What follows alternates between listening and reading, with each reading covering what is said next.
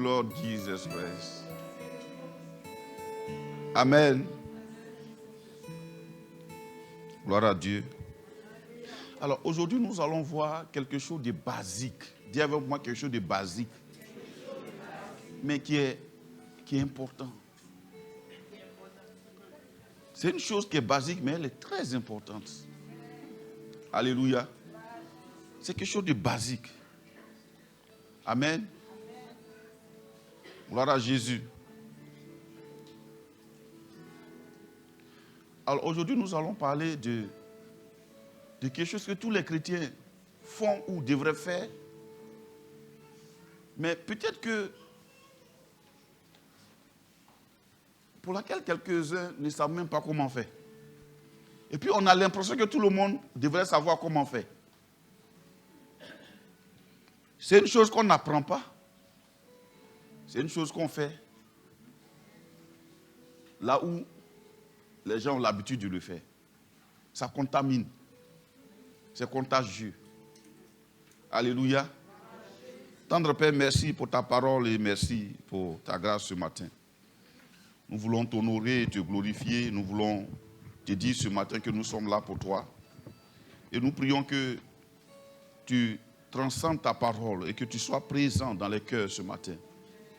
Et que tu donnes un sens, Seigneur notre Dieu, à ce que nous allons partager ce matin au nom de Jésus. Merci pour ta grâce. Au nom de Jésus. Amen. Alors nous allons parler aujourd'hui de la prière. Dis avec moi la prière. C'est quelque chose qu'on a l'impression qu'on devrait enseigner dès qu'on rentre à l'église. On devrait apprendre aux gens à prier. Dès qu'ils entrent à l'église, c'est la première des choses qu'on devrait leur apprendre. Amen. Dis avec moi la prière.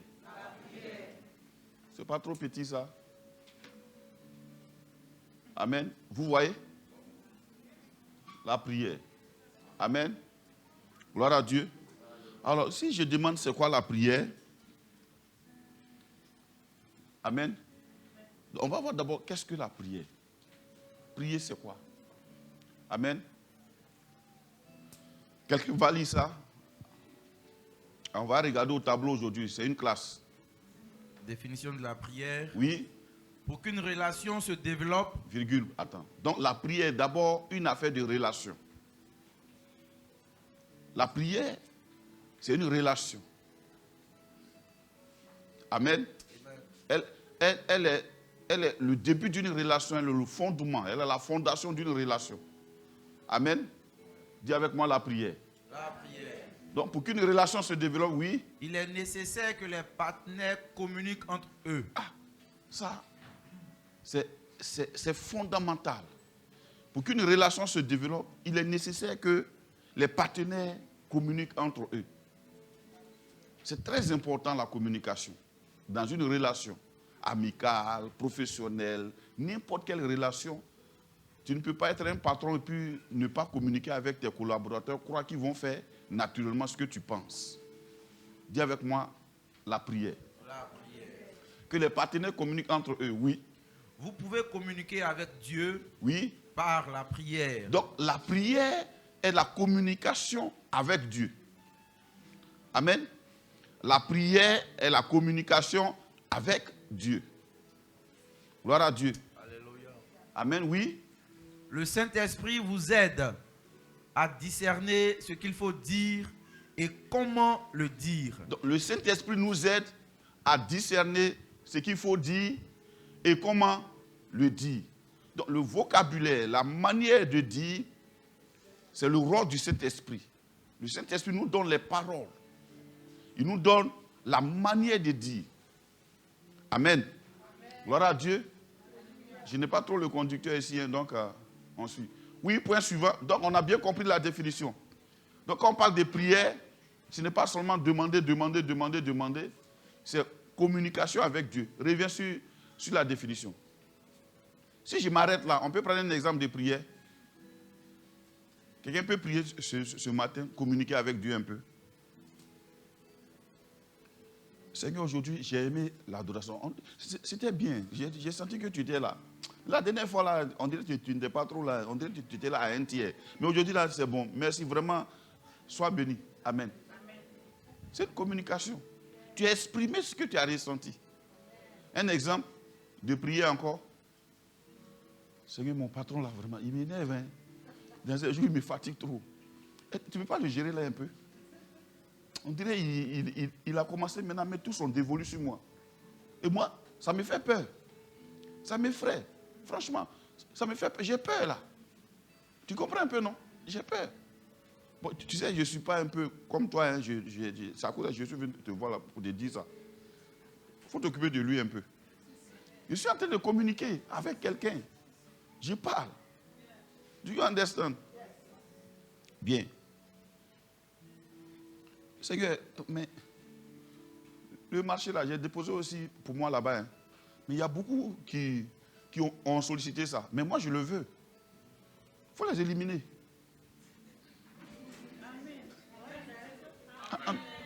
Je ne comprends pas. Quand on dit communication, une communication. Je me réveille le matin.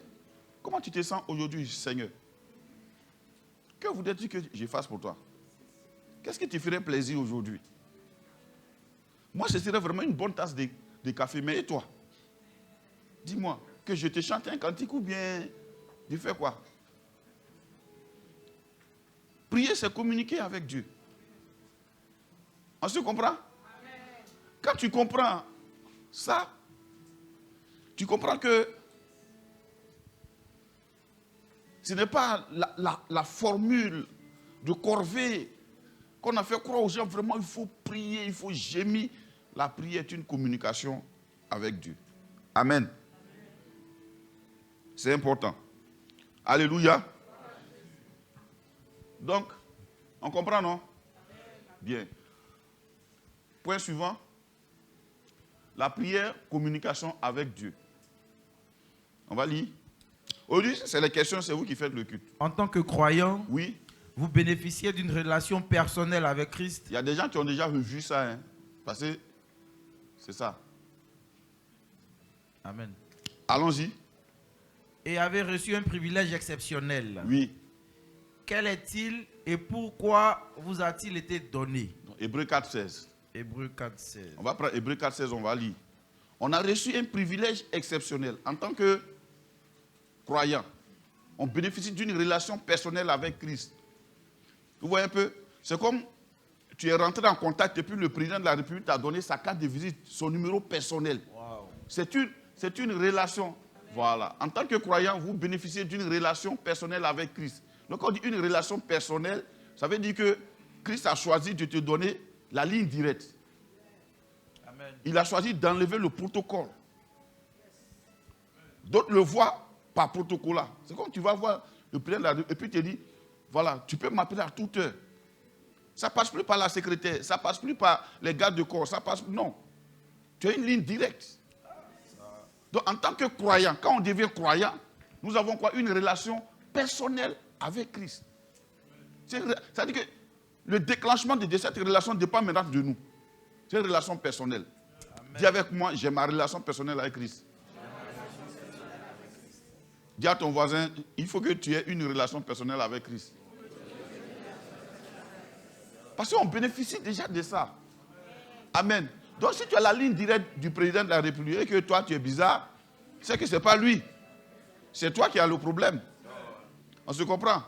Le monsieur t'a donné sa carte de visite et puis il a souligné sur la carte, voici ma ligne privée. Appelle-moi quand tu veux. Pour n'importe quelle situation, appelle-moi. Amen. Et avait reçu un privilège exceptionnel. Le privilège exceptionnel, c'est quoi? Ça veut dire que toi, tu fais fi du protocole. Il t'a donné un badge spécial. Quand tu montes, tout le monde.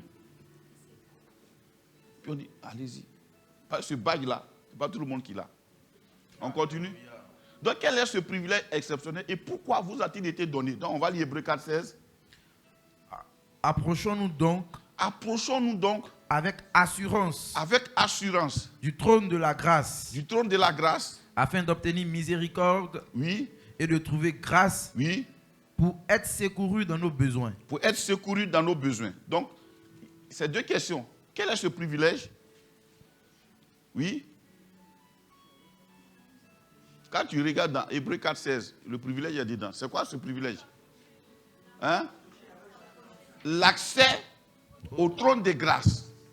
Nous avons donc le privilège, c'est l'accès au trône de grâce. Nous avons la carte d'accès qui nous donne accès au trône de grâce. Et c'est un trône spécial, le trône de grâce. Dis-moi le trône de grâce. Le trône de grâce. Là-bas, il n'y a pas de jugement. Tu trouves grâce sur grâce.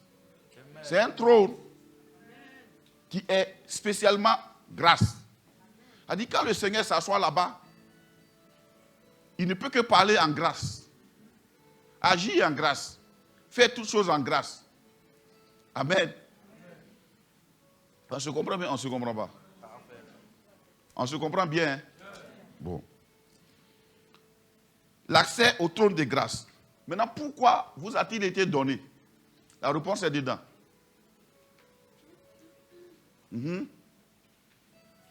Afin d'obtenir miséricorde. Afin d'obtenir quoi? Miséricorde. Miséricorde. La première raison, c'est d'abord obtenir miséricorde. Ça veut dire quoi? Ça veut dire que même dans la journée, tout ce que tu as fait penser, tous tes actes méritent quoi? Condamnation. Mais tu conduis dans un couloir où tu trouves miséricorde. Ça veut dire quoi? En un instant, tu mérites de mourir.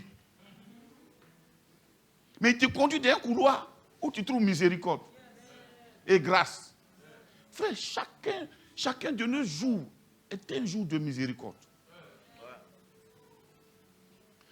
Quand nous respirons, quand nous inspirons, nous expirons, chaque air, chaque bouffée d'air est le résultat d'une miséricorde. Jésus nous a conduits dans un couloir où il nous fait grâce. La grâce, c'est quoi? C'est quelque chose d'immérité. Grâce. C'est une faveur imméritée. Voilà pourquoi quand quelqu'un a trouvé grâce, il a trouvé grâce. On doit célébrer la grâce de Dieu. C'est une faveur imméritée. C'est-à-dire, quand on regarde la faveur, on se demande mais pourquoi. Il a trouvé grâce. Et la grâce, c'est une personne, c'est Jésus-Christ lui-même. Il a dit un trône. Quand il a dit un trône, ce n'est pas le fauteuil. C'est la personne qui est assise sur le trône. La valeur du trône dépend de qui est assis dessus. Donc ce trône-là, il nous donne accès. Ta présence, même ce matin, est le résultat d'une grâce. Amen. Amen. Afin d'obtenir miséricorde, oui. Donc, nous obtenons d'abord miséricorde. Oui. Et de trouver grâce. Trouver grâce. Miséricorde, ça veut dire il a pitié. On a eu compassion de toi. Et puis en plus, tu trouves grâce. C'est-à-dire la grâce, c'est une personne que tu as trouvée sur le trône. La grâce. Dis-moi la grâce. Si tu as trouvé grâce, mais c'est fini. C'est une personne que tu rencontres qui est source de grâce. Terminé. La grâce met fin à tous les efforts. La grâce met fin aux études difficiles ou à tous les calculs. La grâce. Dis-moi la grâce. Oui. Oui. Et puis pour être secouru dans nos besoins. Pour être secouru dans nos besoins. Ça, c'est la version française de Louis II qui dit ça. Mais dans la version anglaise, il dit to help in time of need. C'est-à-dire pour aider, pour secourir en temps de besoin. C'est-à-dire quand nous trouvons grâce même, le but principal c'est de secourir. C'est d'aider. Quelqu'un qui a cette pensée, rien ne lui manquera.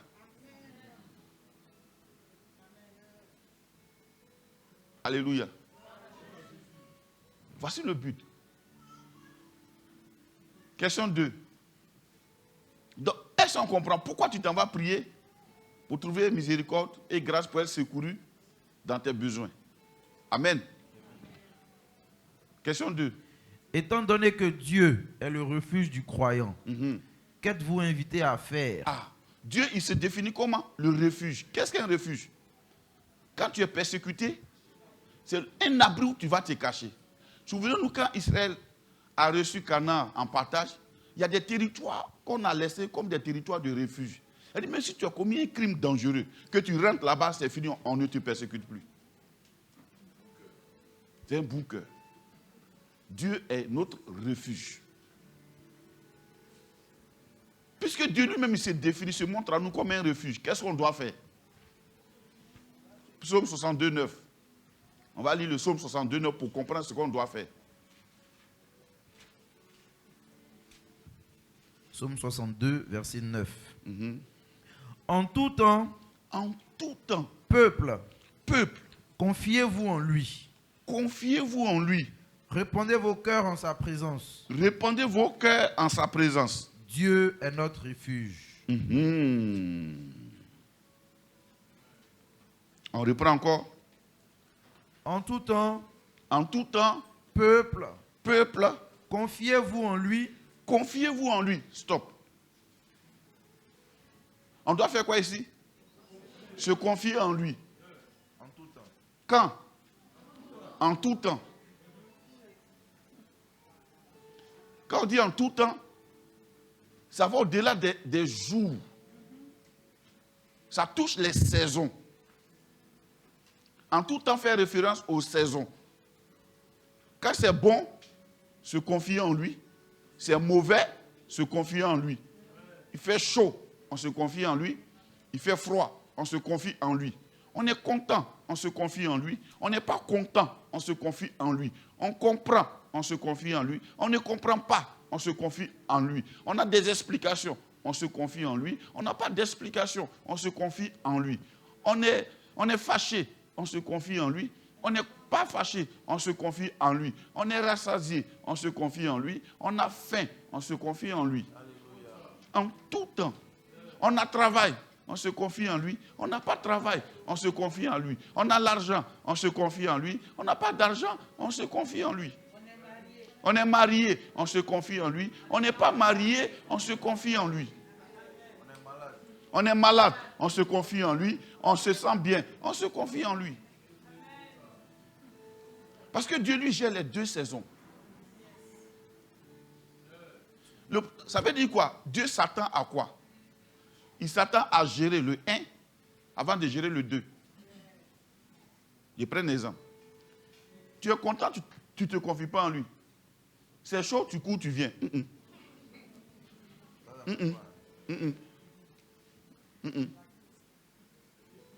Est-ce qu'on se comprend?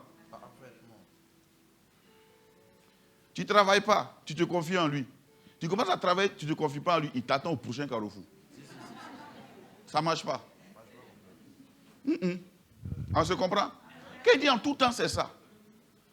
Tu n'as pas l'argent, tu te confies en lui, tu as l'argent, et puis tu ne te confies pas en lui. Il t'attend au prochain. Quand tu viens, dire, fermez la porte.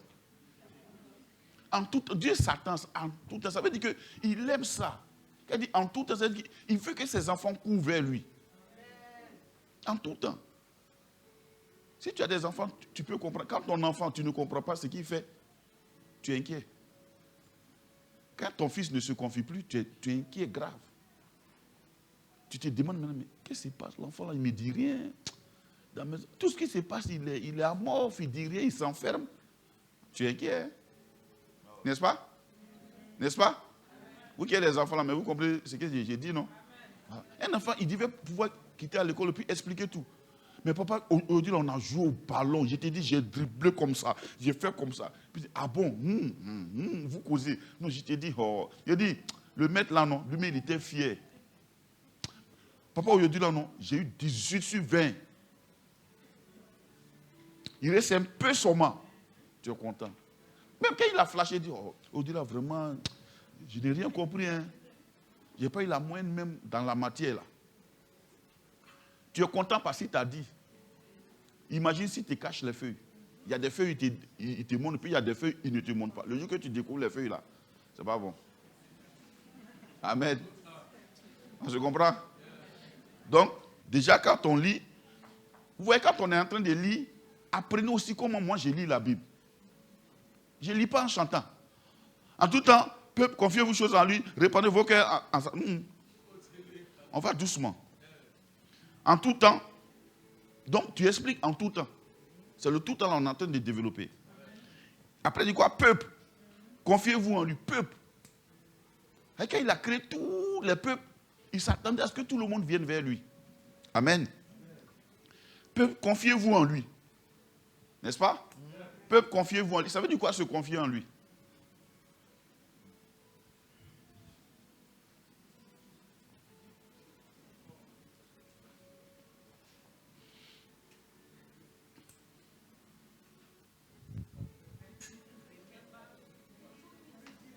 Hein? Dis ça encore. Dis ça encore. Dis ça encore. Dis ça encore. Amen. Dis ça encore. Dis ça encore. Maintenant, tout là, c'est quoi? Ça veut dire, il y a Dieu et puis il y a toi. Entre toi et Dieu, il n'y a pas. Dis ça encore.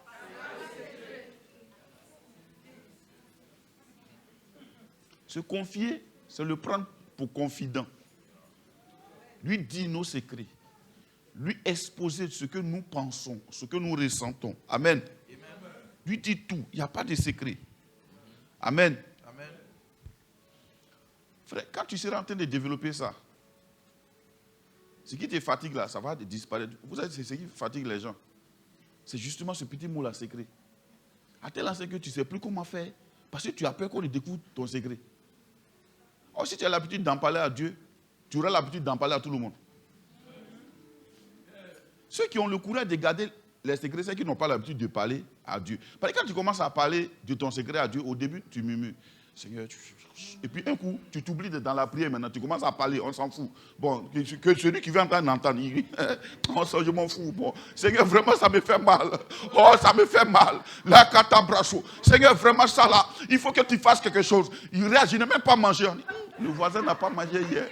Ah, gars, il n'a pas mangé hier soir. Oh, au début, tu as dit, Seigneur, toi, mais il faut senser, tu vois.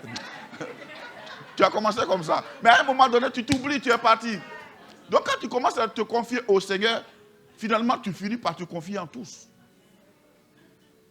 Do you understand? Amen. Donc ceux qui prient, ils se confient facilement. Amen. Amen. Confiez-vous en lui. Après, il dit quoi? Répandez vos cœurs en sa présence. Répandre. Étaler ses sentiments devant lui. Étaler ses sentiments. Tu es fâché contre ton patron, ne va pas faire grève. Va devant Dieu. Amen. Ne te mets pas dans le groupe des grévistes. Tu as un lieu où tu dois te répandre. C'est devant Dieu. Amen. On continue. Dieu est notre refuge. Donc, ce qu'on doit faire, c'est se confier en Dieu. Vraiment, prenez bien note sur ça. Se confier en Dieu. Maintenant, je te repose une autre question. Est-ce qu'il n'y a pas des questions dans lesquelles tu te confies en toi-même? Comment savoir que je me confie en Dieu? Comment on peut savoir que tel se confie en Dieu, tel autre ne se confie pas en Dieu? Regarde. Quand tu luttes, normalement un chrétien devait être content d'aller dans la maison de Dieu. Quand la maison de Dieu devient pour toi un totem, tu ne te confies pas en Dieu. Combien sont les chrétiens qui ont une vie genre, toi tu aimes trop chaud aller à l'église. J'ai qu'à aller où? J'ai qu'à aller où? Tout ce que j'ai là, c'est dans l'église que j'ai eu. Tu veux que j'aille où?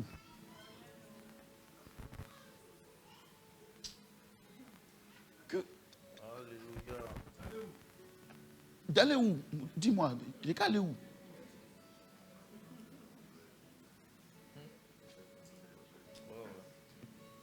C'est là, j'ai tout eu. D'aller où?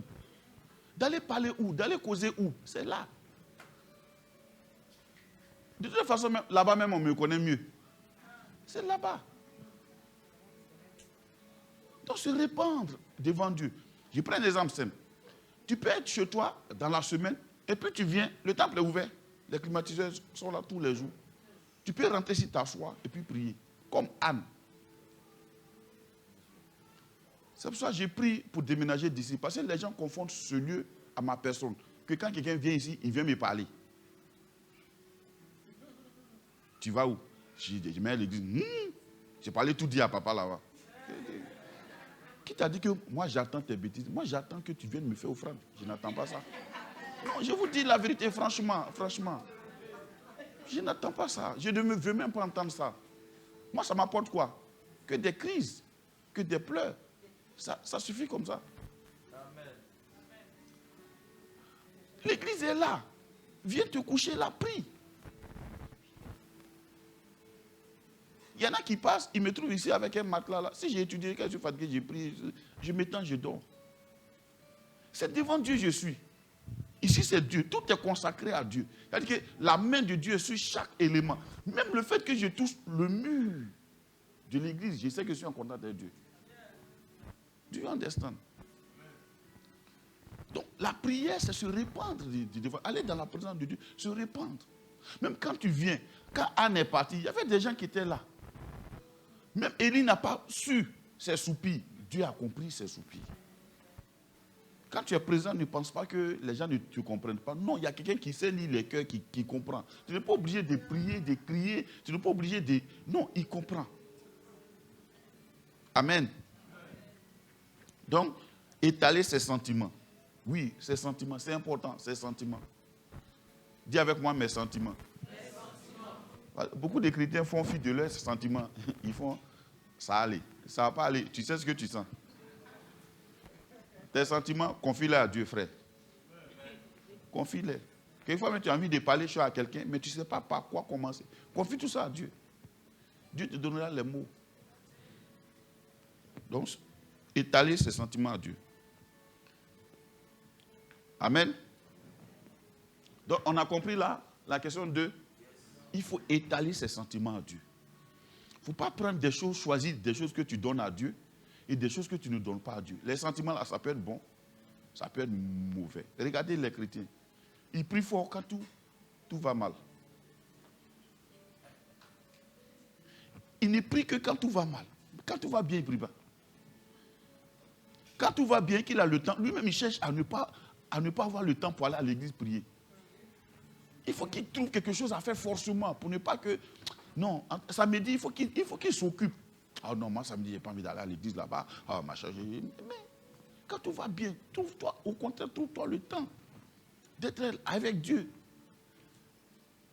Ne va pas jouer ce match de football chaque week-end qui te paie, c'est gaspiller le temps. Répands-toi devant Dieu. La Bible dit, l'exercice physique sert à peu de choses, mais la piété sert à tout. Et moi, depuis que j'ai compris ça, au début, là, j'ai payé équipement. Je n'ai pas le temps pour courir, frère. Si je veux maigrir, je n'ai qu'à jeûner 3 jours.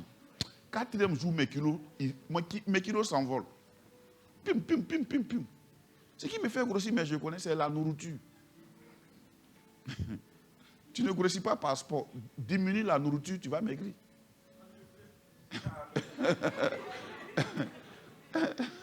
C'est pas tu fais que tu manges. Amen.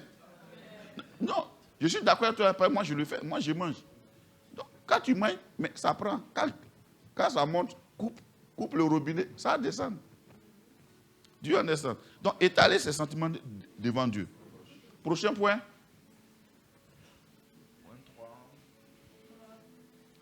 Différents types de prières. Amen. Dans la prière, on peut distinguer 5 types. La louange est une prière. Amen. Hébreux 13, 15. La louange est un type de prière. Tu peux aller dans la présence de Dieu puis louer Dieu seulement. Vous voyez un peu, non? Oui?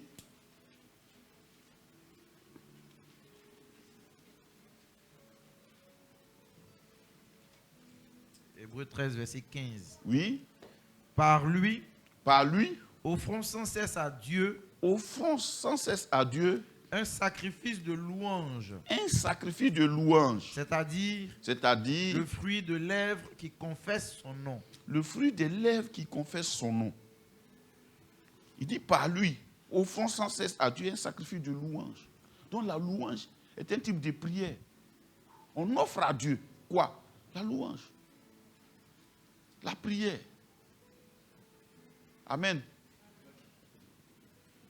C'est-à-dire le fruit des lèvres qui confesse son nom. Gloire à Dieu. Alléluia.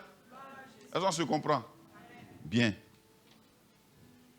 Après la louange, donc c'est ce que Jésus a fait quand il a appris aux gens à prier. Dit, quand vous priez, dites, notre Père qui est aux cieux, que ton nom soit. Il a été loué Dieu. Que ton nom soit sanctifié. On reconnaît la seigneurie de Dieu, la grandeur de Dieu. Amen. Bien. L'action des grâces, Éphésiens 5, 20. Oui. Non. Merci pour la question. La louange, ce n'est pas chanson. On peut l'exprimer en chanson, mais ce n'est pas chanter. Quand vous entendez louange, on dit que c'est le fruit des lèvres qui confesse son nom. C'est d'abord l'état de notre cœur en reconnaissance à ce que Dieu a fait pour nous. C'est ça la louange. C'est élever Dieu pour ce qu'il a fait, pour ce qu'il peut faire. Élever Dieu pour ce qu'il a fait ou bien pour ce qu'il peut faire.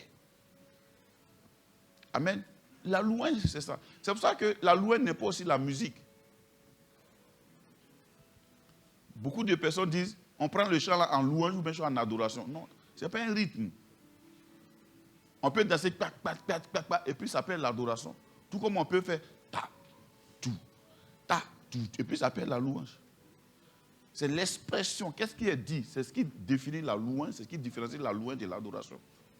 Donc c'est une très bonne question. La louange, ce n'est pas chanter. Papa, souvent aussi on dit chanter, c'est prier des fois. Non.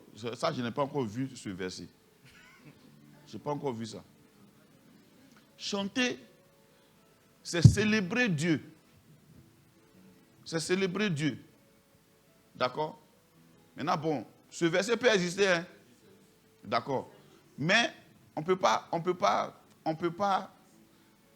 s'appuyer dessus pour remplacer la prière par chanter. Amen. Il dit, chantez dans votre cœur des cantiques. D'accord? Chanter, c'est important. Mais chanter ne remplace pas la prière. Chanter fait partie de la prière. C'est un élément de la prière. La louange fait partie de la prière. Souvenons-nous, la définition de la prière, c'est communiquer avec Dieu. Pas tellement demander est devenu réalité dans nos têtes qu'on pense que dès qu'on parle de prière, il faut qu'on demande. Non. La prière, c'est une communication avec Dieu. C'est comme quand il dit, je suis à mon épouse, tu es belle. C'est une communication. Je suis en train de prier. Tu es belle. Ça me vaut beaucoup de choses après. Mais oui. En fait, quand je lui dis ça là, je demande quelque chose. Dès que c'est bien passé, mais c'est fini. Je n'ai pas besoin de lutter. Et moi, j'ai compris ça, frère. Comprends comme moi. Donc, prie, communique. Alléluia. Ah, c'est le langage des initiés. Amen. Oui. D'accord. Éphésiens 5:20. Donc, après la louange, on revient à l'action de grâce. Éphésiens 5:20. Oui, donc c'est un type de prière, l'action de grâce. D'abord, l'action de grâce, c'est quoi? C'est une action qui rend grâce au Seigneur. D'accord? Rendre grâce au Seigneur. L'action de grâce, c'est remercier Dieu. C'est la reconnaissance à Dieu. L'action de grâce. Je vous prends un exemple. Quelquefois, quand tu as prié pour que Dieu te donne quelque chose, célèbre Dieu avec. Célèbre Dieu avec. Et je vous dis, beaucoup de chrétiens ne savent pas le faire. C'est un secret entre toi et moi, ne dis à personne. Amen.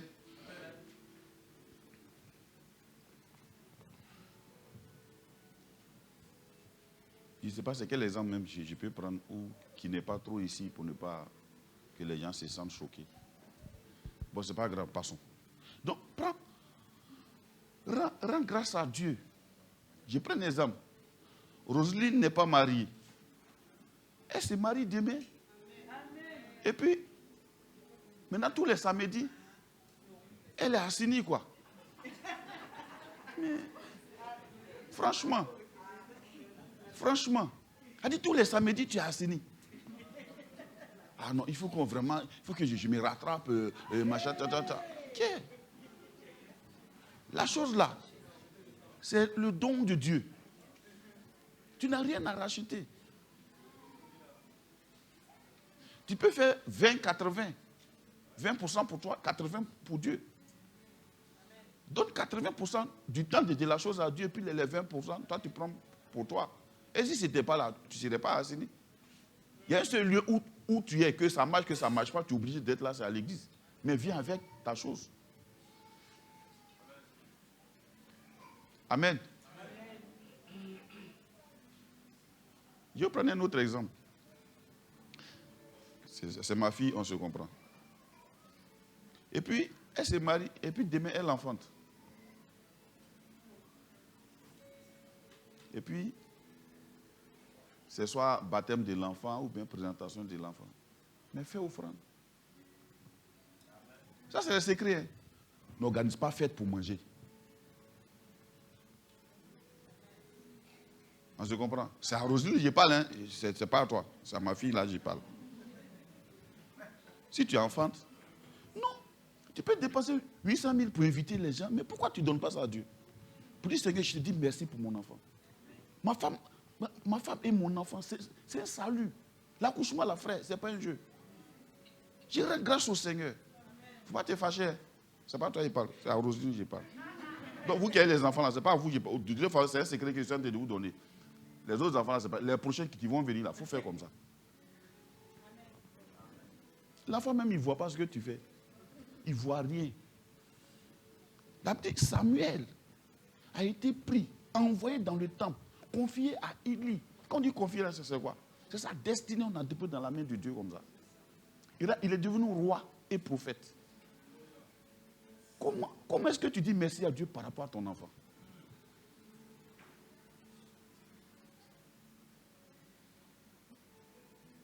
Bénis-moi, ma femme a failli mourir, mais il ne peut que taper batterie, il ne peut que servir Dieu.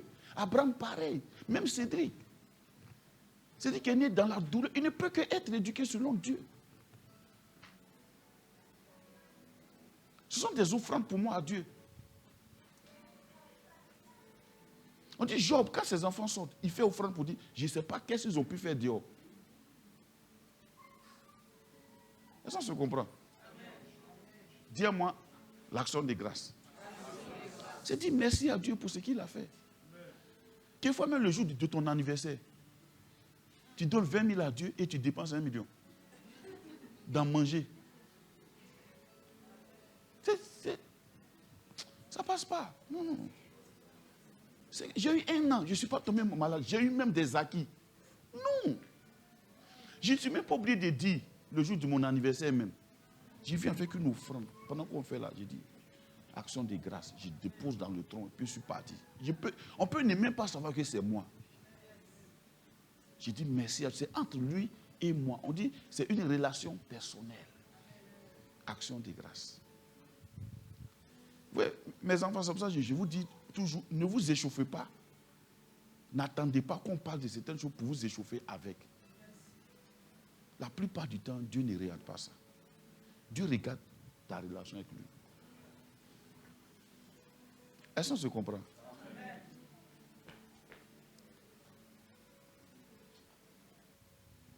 Quand ma fille est quittée en France avec Agra, elle est venue. Non, papa, je vais faire. Il dit, hé, Agra là, ça là, voilà, ça là. Ça dit, il n'y a rien de l'homme, c'est don de Dieu total. Comme tu n'as rien en ce moment-là, il ne faut rien faire. Mais le jour que tu as l'argent net, viens faire offrande à Dieu pour elle. Toi, tu sais comment elle est née? Avec une trompe, on a lutté, Farah, 9 heures d'opération. Tu es fait fête. C'est quoi ça? Je ne veux pas entendre ça. Entendre ça, mais je ne veux pas. Entendre ça, je ne veux pas. Les gens, tu apprends pour donner, ils vont venir manger pour. Prends mettre dans l'enveloppe, donne à Dieu. Oui, je vous dis. Là, les 10 $ n'étaient pas Farah. C'est Dieu. Je vous dis, n'associez pas Dieu quand c'est chaud et quand c'est froid, vous le dissociez. Ça ne marche pas comme ça. On se comprend, mais on ne se comprend pas. Dis-moi action de grâce. Reconnaître, ça c'est Dieu. Et je lui dis merci. Même quand tu déménages dans ta maison, est-ce que tu as une pièce pour Dieu? Dis merci à Dieu, Seigneur, ça c'est une pièce, c'est pour toi et moi. On se rencontrera ici.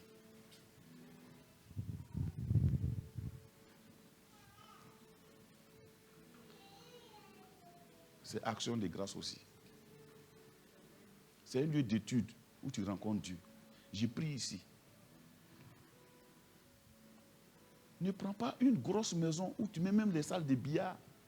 Je vais jouer au billard quand je suis fatigué. Et puis tu es là-bas. Tu t'ennuies, voilà. Tu t'ennuies. Dieu est présent, toi tu t'ennuies.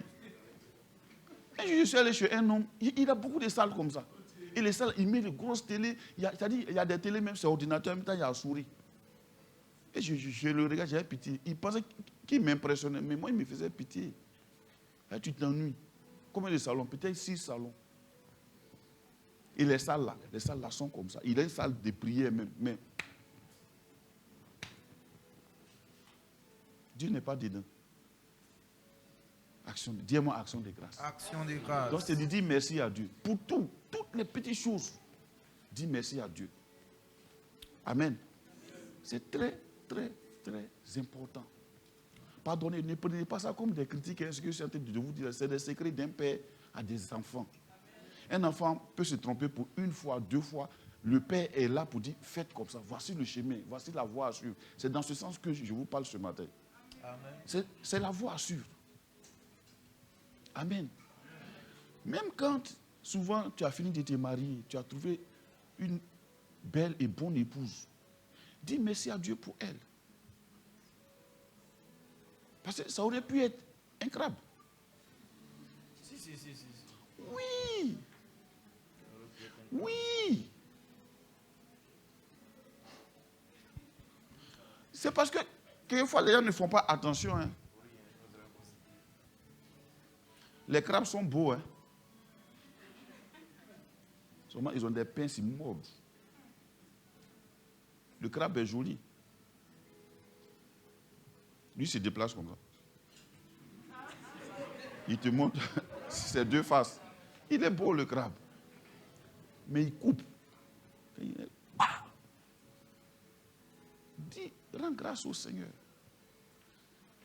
Quand tu traverses une maladie, que Dieu t'en sort, rends grâce au Seigneur. Dis merci à Dieu. Moi, il y a un temps, ma femme faisait 22 détentions. 22 détentions. Et ça s'est stabilisé, mon frère. On dit merci à Dieu. Elle pouvait rester dedans. Dis-moi action de grâce. Action de grâce. Éphésiens 5, 20. Rendez continuellement grâce. Rendez continuellement. Combien de fois? Continuellement. Ça veut dire que si tu n'as pas sujet de prière, action de grâce là, il y a toujours sujet. C'est le seul domaine dans lequel on ne cessera jamais de dire merci à Dieu. Parce que toute notre vie est un don. Rendez continuellement grâce. Pour toutes choses. Pour toutes choses. Toutes choses. Même tes mèches, rends grâce au Seigneur. Amen. Tu as l'impression que c'est rien. Mais tu as eu de l'argent pour payer ça. Rends grâce. Il y en a qui n'en ont pas. Rends grâce. Même quand quelque chose te plaît en ville, que ça t'a fait du bien, c'est même pas pour toi. Tu as vu un monsieur, il est passé sa voiture. Si tu as les pensées de l'éternité, puis tu dis, waouh, mais la voiture est belle, rends grâce. Oh non, mais la voiture est belle. Il y en a qui disent jamais ça. Dès qu'il va dans les voleurs du pays. Pardon, ce n'est pas voleur, rends grâce. Dis merci à Dieu pour lui. Dieu va te pousser vers là-bas. Dis merci. Do you understand? Oui, rends grâce. Rendez continuellement grâce pour Oui, toutes choses. Pour toutes choses. À Dieu le Père. À Dieu le Père. Au nom de notre Seigneur Jésus-Christ. Au nom de notre Seigneur Jésus-Christ. On rend grâce à Dieu le Père au nom de Jésus-Christ. On va voir au nom de Jésus-Christ là devant. Vous voyez un peu, non? Rends grâce. Même pour ton poste, rends grâce.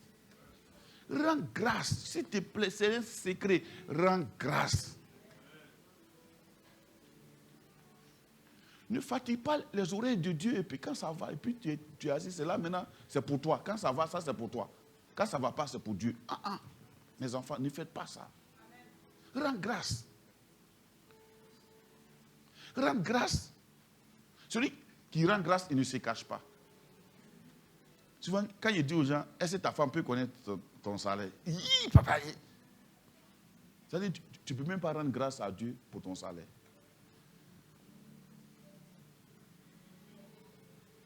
Vous voyez un peu, non? Si on faisait des enveloppes en main, non.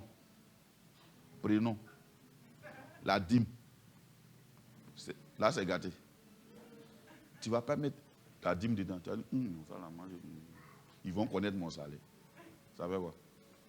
Rends grâce à Dieu. On ne va pas faire ça, hein, s'il vous plaît, non. Parce que la dîme, c'est entre toi et puis Dieu. C'est une relation personnelle. Amen. Rends grâce au Seigneur. Pour ton salaire, rends grâce au Seigneur. Pour ce que tu as, rends grâce au Seigneur. Pour ce que tu gagnes, pour la stabilité de ton travail, rends grâce au Seigneur. Même pour les problèmes, rends grâce au Seigneur. Parce que les problèmes peuvent être l'issue que Dieu est en train de préparer, tu n'en sais rien. Rends grâce au Seigneur pour toutes choses, ce qui est bon, ce qui est mauvais, rends grâce au Seigneur. Rends grâce au Seigneur. Quelquefois, si tu n'as pas de mots, réveille-toi matin, regarde bien tes enfants. Ils vivent, ils se portent bien, rends grâce. Ils sont allés à l'école, on ne t'a pas appelé pour dire que l'enfant est quitté, quelque part il est tombé. Rends grâce. Rendez grâce. Rendez grâce.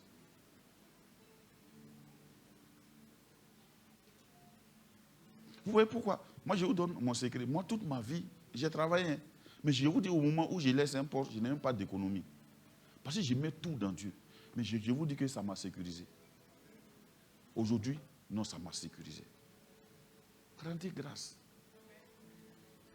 Le seul truc que j'ai raté, on devait signer un marché. C'est-à-dire, si on avait signé là, c'était gâté à bien. J'étais dans 2 chambres salon. C'est un marché d'installation informatique. À l'époque, si on finit là, moi j'avais autour de peut-être 15 à 20 millions. Au début, là, je suis là, machin, à mes partenaires. Puis, quand il rentre, il dit à ma chérie, il dit ça, allez, Dieu est fidèle. On prie. Quand c'est arrivé là où ça devait signer, là, il y a 7 personnes qui devaient signer. C'est-à-dire, la veille de la signature, je suis sûr, puisqu'on a eu des informations, que vraiment demain, que c'est bon, c'est bon, c'est bon. Notre gars là-bas dit non, c'est bon, c'est bon. Demain, il signe et puis bon, c'est allé. Donc, imagine-moi, quand je suis rentré le soir, je suis d'entrée couché avec ma femme. J'ai commencé déjà à faire le déménagement. C'est-à-dire, parce qu'à l'époque, là, entrer coucher là, tu ne peux pas trop imaginer loin, tu ne peux même pas penser à 3 chambres salon, c'est 2 chambres salon d'abord. Imagine le déménagement, le salon, les machins, tout, mon ordinateur, tout. Yeah. Donc, le lendemain, quand tu attends, tu attends, la montre là, tu attends. Et puis la journée est longue. La nuit est longue.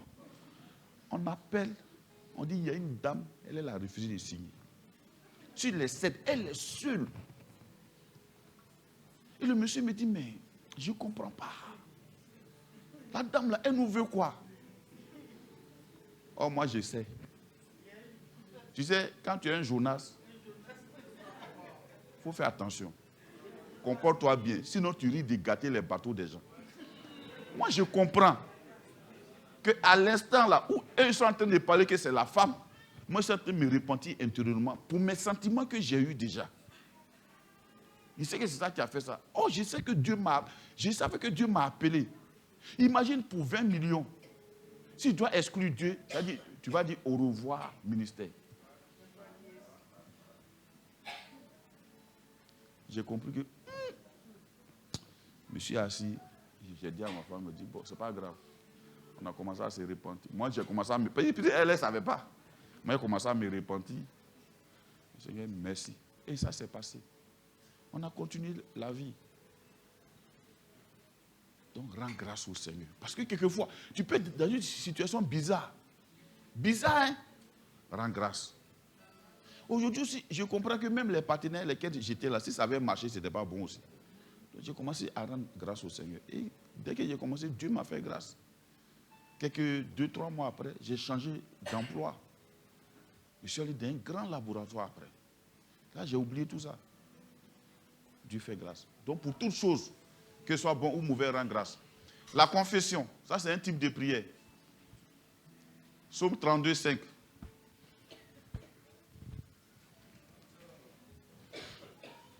Psaume 32, 5.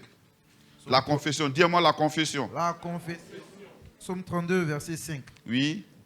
Je t'ai fait connaître mon péché. Je n'ai pas caché mon iniquité. J'ai dit, j'avouerai mes transgressions à l'Éternel. Et tu as effacé la peine de mon péché. Amen. C'est David qui parle. L'homme selon le cœur de Dieu. Il dit quoi? Je t'ai fait connaître mon péché. Le type de prière qui nous permet d'accélérer notre relation avec Dieu, c'est ça là, c'est ça, c'est ça. La confession nous permet de nous repentir, c'est-à-dire de nous détourner du mal.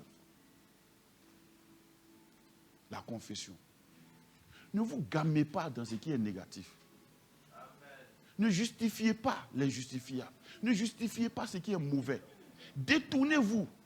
Il a dit ici, je n'ai point caché. Regardez, il dit, je t'ai fait connaître mon péché. Ça veut dire qu'il n'a pas foncé droit dans le mur en disant, non, ça c'est rien. Non, non, non, c'est pas rien. Quand c'est péché, on l'avoue, on le confesse à Dieu. La confession est l'arme qui défait Satan. Parce qu'en fait, ce qui nous rend vulnérables, c'est le péché. Donc quand tu te confesses comme ça, quand tu reconnais que tu es sur la voie du péché, Satan tremble. Vous voyez, beaucoup de chrétiens, ils pêchent, et puis ils cherchent quelqu'un à salir à côté. Non, non, non, non, non. Non, non, non, non, non. Le pasteur a été dur. Non, non, non, non, ce n'est pas le pasteur qui est en jeu, c'est toi qui as péché, confesse-toi. Quand le pasteur même pêche, il se confesse.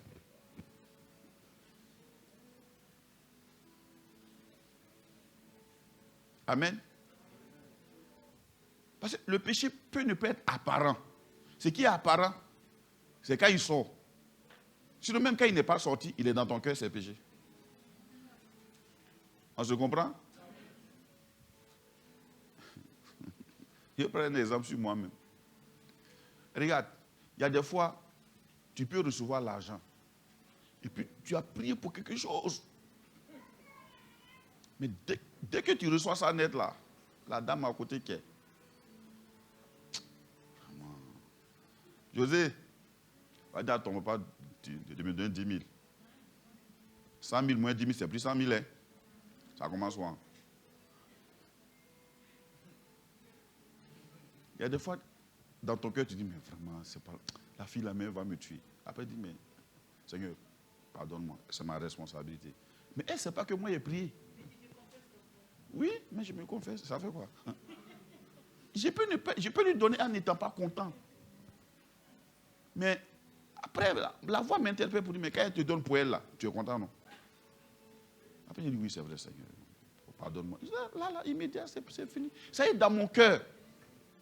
Mais en même temps, là, je traite ça avant que ça ne sorte. Quand c'est sorti souvent, c'est difficile. Quand ça commence déjà, traite.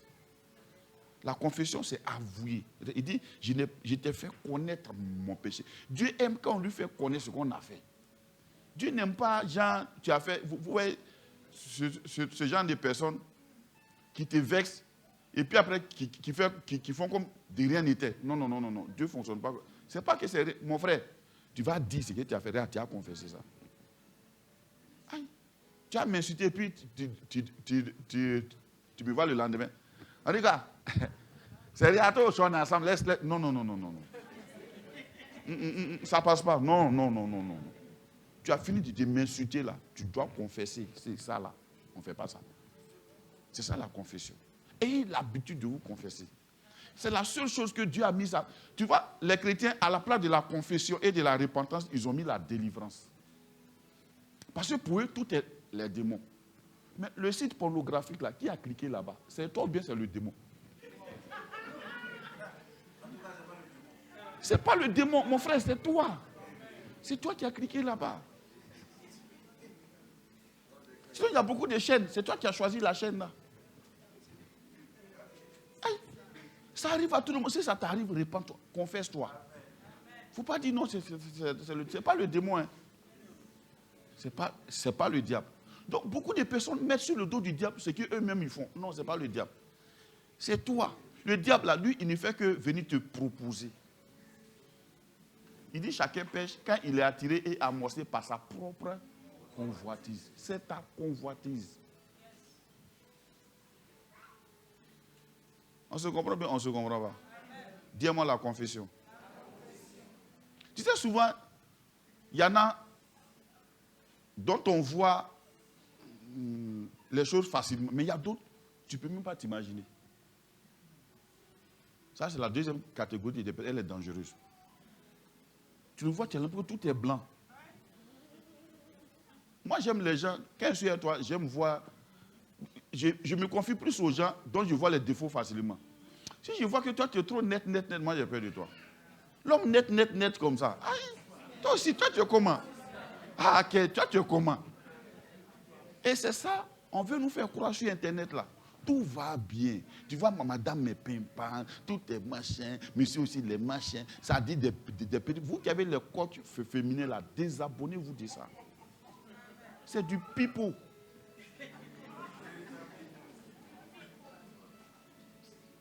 Pour tourner un film là, vous savez c'est à combien de temps on prend?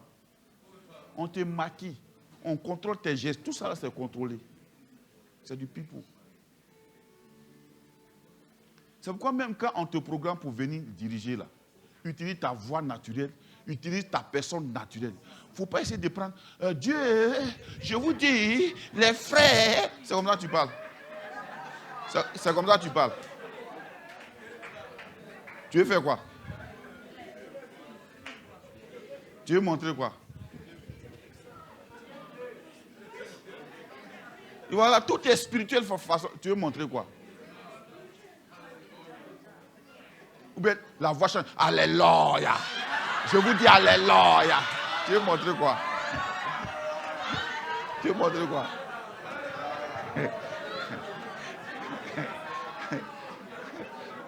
Non, mon fils, lui, quand il fait ça, c'est pour rire.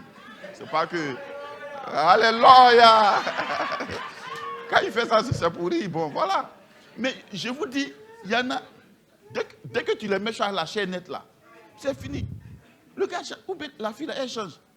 D'abord, le jour que tu lui dis, tu vas diriger. Elle dit, le maquillage prend 80% de son temps. 20% de méditation. Il faut qu'il jazz full. Ce n'est pas faire de jazz full. Viens parler naturellement. Amen. Dis-moi la confession. C'est un type, il faut pratiquer habituellement. En fait, chaque pas que tu fais, tu peux glisser. Parce que quand on parle de péché, les gens pensent qu'à sexe. Ce n'est pas le sexe seulement. Tes pensées même.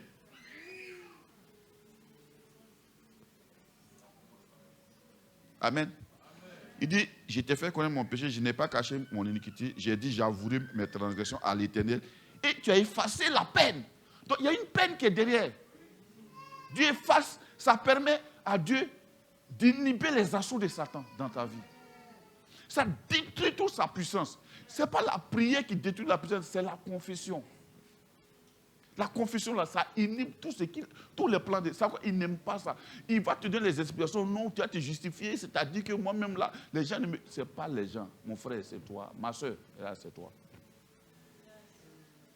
C'est toi. Amen. Bien. Quatrième type, l'intercession. 1 Samuel 12, 23. L'intercession, c'est plaider pour les autres. Et il a l'habitude de prier pour les autres. Amen. Et il a l'habitude de prier pour les autres. Ça veut dire que ce que vous voyez comme défaut sur les gens, prenez pour prier. Ce que vous voulez que les gens soient et qu'ils ne sont pas, prenez aussi pour prier. Alléluia. Oui. 1 Samuel 12, 23. Oui. Loin de moi aussi oui. de pécher contre l'Éternel, de cesser de prier pour vous. Ça, c'est pour nous les pasteurs là. Je vous enseignerai le bon et le droit chemin. C'est-à-dire, Samuel dit, lui, il ne va pas pécher contre Dieu. Pourquoi?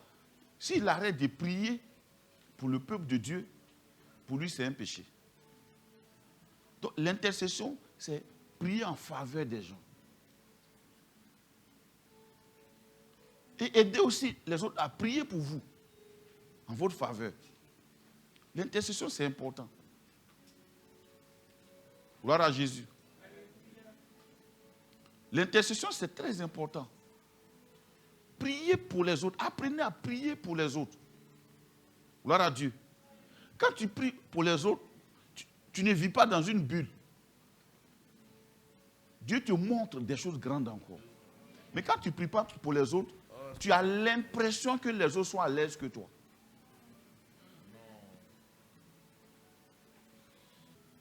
Priez pour les gens. Quelqu'un peut bien s'habiller et puis avoir problème de 10 000. Oui.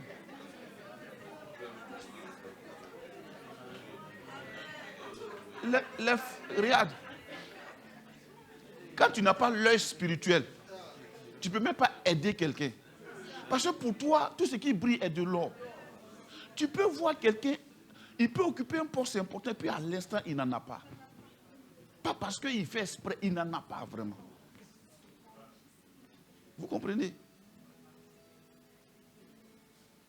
Et si tu veux regarder ça, où les femmes sont les plus maltraitées, elle vit avec tout son décalage, elle n'a rien, elle a 3 000 dans son sac. Yako, les femmes, Yako. Tu la vois, perruque qui est sur sa tête là, elle a brossé ça, lavé, trempé, brossé. Des fois, elle n'a rien. Donc, souvent, on oublie de payer le transport souvent. Mais quand tu la vois là, tu ne peux pas. Non seulement maquillage est là, puis bouche aussi est là. Pourtant, elle n'a rien. Elles ne font pas exprès. Donc, il faut intercéder, intercède. Prions pour nos frères, prions pour nos soeurs. Vous voyez un peu? Je vais vous donner un sujet. Regardez Madame Coutouin. Ça fait presque 9 ans, elle est mariée, elle n'a pas d'enfant. C'est pas parce qu'il y a maladie, ils sont partis à l'hôpital, ils ont tout vérifié, tout va bien. Et puis ils n'ont pas d'enfant, ils sont là. Ils sont pasteurs. On doit prier. C'est pas parce qu'elle est souris à tout moment quand on la voit. Non, maman Jackie. Oui, maman Jackie, quand tu avais un problème, elle priait pour toi. Tu l'appelais. Tu es arrivé dedans, tout va bien, tu l'as oublié. Elle n'a pas d'enfant. Vous voyez un peu, non? Donc si chacun veut exposer ses problèmes, c'est grave, frère. Toi, peut-être, ce n'est pas l'argent, mais d'autres là. C'est-à-dire, c'est même pas que tous les appareils ont dit que tout va bien. Son mari, ça va bien. Moi-même, j'ai travaillé à l'hôpital. Donc, allez-y voir tel spécial, allez-y voir. Tout va bien. Puis, il n'y a pas d'enfant. On va voir. Quand tu prends pour toi, puis tu frappes ça. Tu ne bénis pas Dieu pour ça. Tu penses que tout est normal. Toi, tu as eu ça naturellement. Intercédons, frère. Ce que tu as souvent là, c'est une richesse pour quelqu'un à côté. C'est une grâce pour quelqu'un à côté. Vous voyez un peu, non? Est-ce qu'on se comprend? Tout ce qui est facile chez toi n'est pas forcément trouvable facilement pour autrui. Donc, on doit intercéder. Apprends à intercéder. Quand tu arrives chez toi, apprends à prier même pour tes pasteurs. Regardez Abraham. Il avait son salon ici. Il recevait peut-être des femmes, matin, midi, soir. Depuis il est parti, les femmes là viennent. Il n'est pas là, le pasteur n'est pas là, non. Sa femme dit, mais moi je peux faire. Elle dit, elles s'en vont. Il est là-bas. Intercédons, prions. Quand on dit on va faire action de grâce, il ne faut pas dire, ils sont là-bas, ils mangent, ils dorment, mais il a sa famille. Sa fille va à l'école. Vous voyez un peu, non? intercédons. Si tu même peut-être que ton voisin même a plus de problème que toi. Ton voisin qui est assis à côté de toi. Intercède. Il ne faut pas regarder les maquillages. Hein. Tout ce qu'on porte là, c'est rien.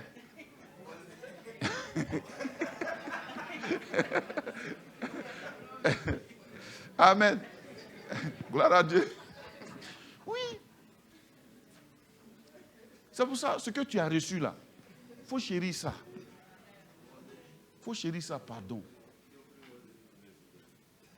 Toi au moins même, il y a quelqu'un qui postule.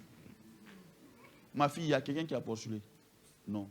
Bon, je ne parle pas des gens dehors, ça c'est normal. Mais il n'y a personne naturellement, on prie même.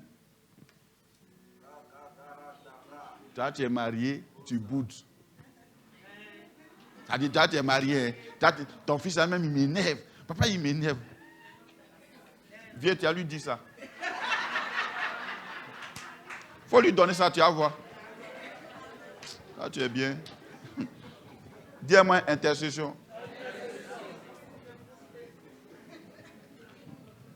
Il ne faut pas prendre soin de pour toi. Hein. Quand Esther va te remplacer à midi, donc, si tu joues les vastis, Esther prend ta place. Amen. La supplication, Jacques 1,5. Donc, vous voyez que toutes ces choses-là, la supplication est en dernier point. Supplication. Allons-y. Jacques 1,5. La supplication, c'est quoi? C'est supplier Dieu. Quand on supplie quelqu'un, comment on fait? Quand on prie en suppliant, on fait comment? Hein?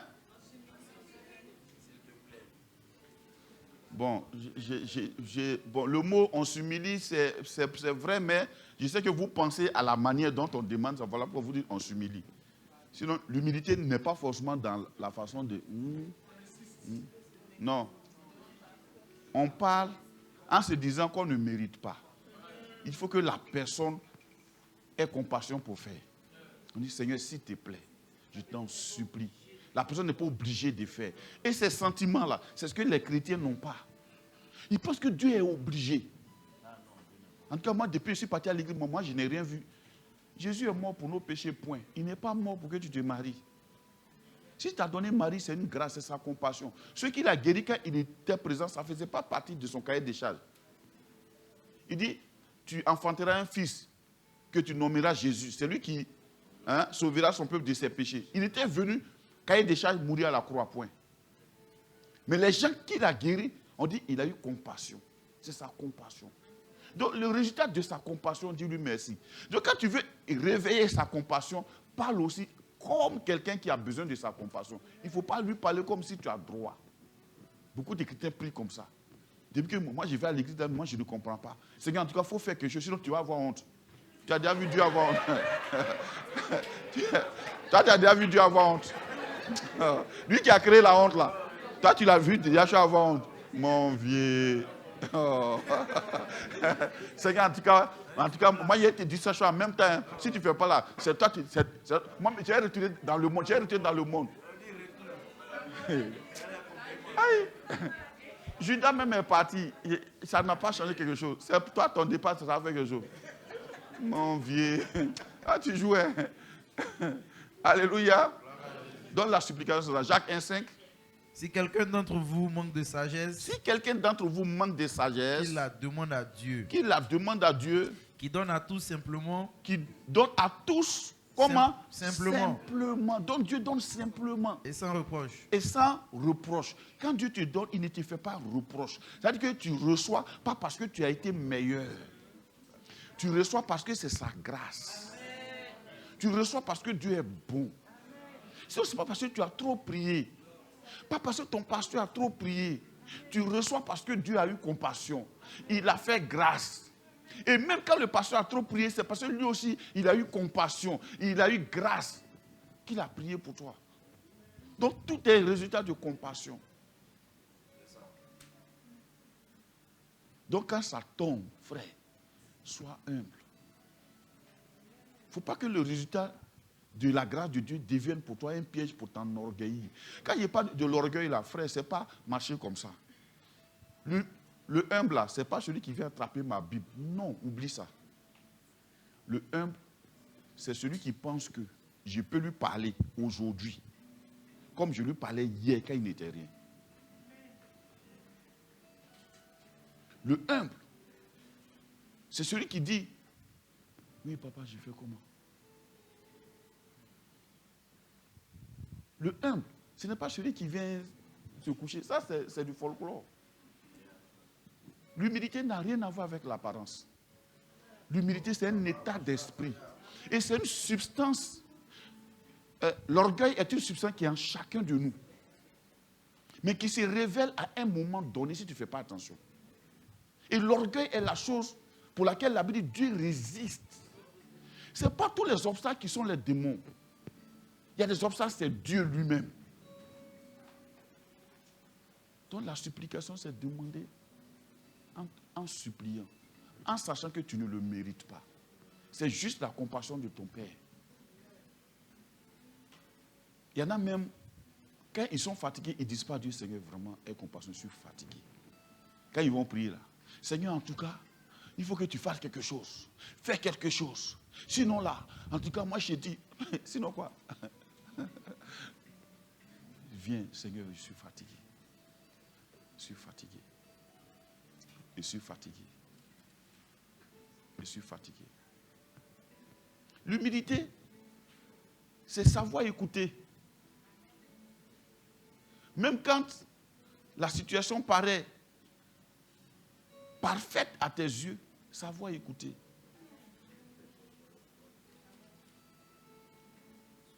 C'est ça qui est l'humilité. L'humilité, c'est donner gloire à Dieu. C'est écouter Dieu. Donc la supplication, c'est Seigneur, s'il te plaît, fais quelque chose. Quelquefois, il y a des situations tragiques qui se passent dans notre vie pour nous apprendre à supplier Dieu. Pour nous apprendre à dépendre de lui. Pas parce que c'est lui qui le fait, mais la situation là te pousse à dépendre de Dieu. Ce n'est pas Dieu qui a créé ça. Dieu ne crée pas le mal. Il ne dit pas ses enfants en créant le mal. Non, Dieu ne fait jamais ça. Mais quand le mal arrive, ça te permet de supplier ton Père. Seigneur, je t'en prie. S'il te plaît, Seigneur. S'il te plaît, Seigneur. S'il te plaît, Seigneur. Amen. La supplication, c'est ça. Donc on dit, quand tu supplies Dieu, Dieu te donne sans reproche. Il dit, il donne à tous sans reproche. Vous voyez, il y a des gens qui me disent, le frère là, Dieu le bénit comme ça, alors que c'est un faux type. Mais ce n'est pas fait de mérite, ce n'est pas un mérite. Ce que Dieu fait dans la vie de chacun de nous n'est pas un mérite. On dit, il donne à tous sans reproche. Sans reproche. Il donne simplement et sans reproche. Voilà pourquoi on doit être même reconnaissant. Parce qu'il nous a donné simplement. Et puis sans reproche. Il n'y a pas de reproche derrière. Mais la bénédiction de Dieu ne se fait sur d'aucun chagrin. Amen. Prochaine étape maintenant. Voilà les différents types de prières. Une petite conclusion. Les grands chrétiens de la terre sont des personnes de prière. Willy? Les grands chrétiens de la terre sont des personnes de prière. Je ne parle pas de ceux qui parlent de la prière, ni de ceux qui peuvent expliquer la prière. Je parle de ceux qui prennent du temps pour prier. Ils n'ont pas le temps libre. Ils le prennent au détriment de quelque chose d'autre. Ils prennent le temps pour prier là au détriment de quelque chose d'autre. Amen. Oui. Ces autres choses sont importantes. Ces autres choses sont importantes. Très importantes. Très importantes. Mais cependant, moins importantes et moins urgentes que la prière. SD Gordon. Donc, les grands hommes, les grands chrétiens que vous connaissez sont des hommes de prière. Et la prière, ça ne s'enseigne pas. Si tu es en collaboration, tu es en contact avec un homme de prière, tu prieras. Mais si tu es en contact avec des gens qui ne font que réfléchir, et ils réfléchissent seulement, tu ne peux pas prier. Amen. Il est l'heure. Vas-y rapidement. Il va à une consécration d'une sœur. Amen. Donc, prière. La prière, c'est important. Gloire à Dieu. Prochaine étape. les bénéfices de la prière. Quel avantage la prière nous apporte selon Jérémie 33, 3 et Éphésiens 3, 20? Quand on prie, il y a des avantages. Jérémie 33, 3 dit quoi? Invoque-moi. Non, invoque-moi et je te répondrai. Je t'annoncerai des grandes choses, des choses cachées que tu ne connais pas. Invoque-moi au jour de la détresse. Ça, c'est dans Somme. Invoque-moi Oui. et je te répondrai. Invoque-moi et je te répondrai. Je t'annoncerai De grandes choses. Des grandes choses. Des choses cachées. Des choses cachées. Que tu ne connais pas. Que tu ne connais pas. Donc, la prière te donne accès aux choses cachées à tous les autres hommes. Un homme de prière commence à savoir tout ce qui va se passer dans son travail. Il y a des choses cachées. Un homme de prière peut patienter parce qu'il comprend la saison de Dieu. Mais quand quelqu'un ne prie pas, il se plaint. Invoque-moi, je te répondrai. Je t'annoncerai des grandes choses, des choses cachées que tu ne connais pas. Il y a des choses cachées que tu ne connais pas. Mais un homme de prière, Dieu lui révèle les choses. Dieu a dit à Abraham, pourrais cacher à Abraham ce que je vais aller faire à Sodome? Je ne peux pas. Il est passé spécialement chez Abraham. Et comme Abraham, c'est un homme de prière, quand Dieu a parlé, il a reconnu que ça, c'est la voix de Dieu. Ça, c'est Dieu en chair qui est là. Il a dit à Sarah, vite, vite, prépare, fais. Dès qu'ils ont commencé à manger, Sarah a déposé la crème. Quand ils ont pris la crème, là, ils ont fait, appelle-moi Sarah là-bas. L'année prochaine, à cette même époque, tu auras un enfant. Quelqu'un qui a l'habitude de prier, quelqu'un qui a l'habitude de prier à la parole de Dieu, il comprend aussi comment activer certaines choses. Amen. Donc, je t'ai annoncé des choses cachées que tu ne connais pas. Oui. Éphésiens 3.20. Éphésiens 3.20. Or, oui. À celui qui peut faire, oui, par la puissance qui agit en nous, par la puissance qui agit en nous, infiniment au-delà de tout ce que nous demandons ou pensons. Bien. Ici, ce verset-là nous apprend que nos pensées même sont des prières. Nos pensées sont des prières, frère.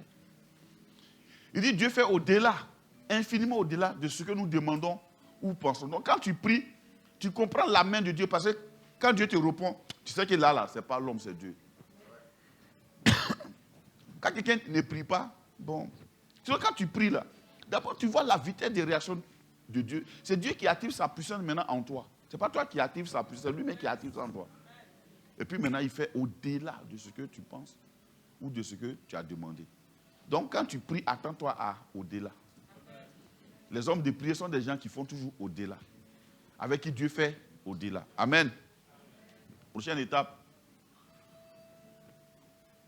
Philippiens 2, 4, 6, 7 nous parle d'un antidote puissant contre la crainte et l'anxiété. Tout ça, ce sont les bénéfices de la prière. Le premier bénéfice, c'est faire au-delà. Dieu te montre les grandes choses cachées. Deuxième bénéfice, c'est qu'il y a un antidote, il y a un médicament que Dieu te donne contre la crainte et l'anxiété. Philippiens 4, 6, 7 dit quoi? Ne vous inquiétez de rien. Ne vous inquiétez de rien. Mais en toute chose, faites connaître vos besoins à Dieu. Faites connaître vos besoins à Dieu. Par des prières et des supplications. Par des prières et des supplications. Avec des actions de grâce. Avec des actions de grâce. Et la paix de Dieu. Et la paix de Dieu. Qui surpasse toute intelligence. Qui surpasse toute intelligence. Gardera vos cœurs. Gardera vos cœurs. Et vos pensées. Et vos pensées. En Jésus-Christ. En Jésus-Christ. Donc, qu'est-ce que ce passage vous dit de faire quand il y a l'anxiété? Il dit de faire quoi? De ne pas s'inquiéter, mais de faire quoi? De faire connaître nos besoins à Dieu. Transforme tes inquiétudes, là, tes besoins là, en prière, donne ça à Dieu. Il dit par des prières et des supplications avec des actions de grâce. Vous voyez un peu, non? Qu'est-ce qui va se passer? Quelle est la promesse de Dieu maintenant? La paix de Dieu, c'est-à-dire la prière fait exploser l'anxiété. La prière fait exploser l'inquiétude. La prière fait exploser le stress. La prière fait dissiper tout ce qui est stress, anxiété, tout. Il y a une menace en l'air, prie. La Bible dit, quelqu'un est-il dans la joie qui chante, mais quelqu'un est-il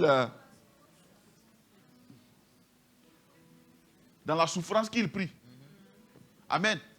Donc la prière fait lever tout ce qui est inquiétude et soucis. C'est l'antidote de Dieu. Amen. Bien. Prochaine étape. Condition de la prière. Quelles conditions trouvez-vous dans les versets suivants? Psaume 66, 18. Parce qu'il y a des conditions. Tu t'adresses à Dieu. Tu dois te dire que Dieu, pour aller choisir la présidence, il y a des conditions. Tu ne peux pas te lever comme ça un bon matin et puis tu te retrouves. Tu dis, je vais voir le président. Ça ne marche pas comme ça. Il y a des conditions à la prière. Psaume 66, 18. Psaume 66, verset 18. La première condition, ce n'est pas une liste exhaustive. Hein. On peut ajouter d'autres éléments. Si j'avais conçu l'iniquité dans mon cœur, Si j'avais conçu l'iniquité dans mon cœur, le Seigneur ne m'aurait pas exaucé. le Seigneur ne m'aurait pas exaucé. Vous voyez, il y a des gens, ils sont spécialistes dans tout ce qui passe dans leur cœur. Ils te voient passer quoi, et puis ils te détestent dans leur cœur pour rien. La fille, elle m'énerve. Elle aime trop se faire voir. Elle t'a fait quoi? Elle t'a jamais parlé. Un coup comme ça, tu la détestes. Pourquoi? Elle se prend. Elle t'a rien fait. Amen. Si j'avais conçu l'iniquité dans mon cœur, le Seigneur ne m'aurait pas. Donc, regarde ton cœur. Il y a quoi dedans? Il dit, garde ton cœur plus que toute autre chose, car de lui viennent les sources de la vie. C'est ton cœur. Ne traîne pas toutes ces vieilles blessures passées. Elles feront obstacle à ta prière.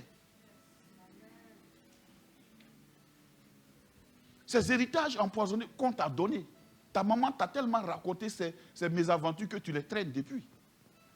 Ton papa t'a parlé de sa souffrance que tu traînes ça depuis.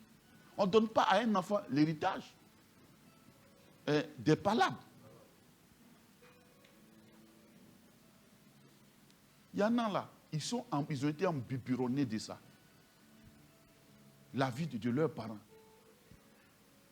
D'autres même, ils ne savent pas pourquoi papa a laissé leur maman et ça devient palabre, la guerre dans son cœur. Tu étais là. Est-ce que tu connais ta maman là? Tu parles.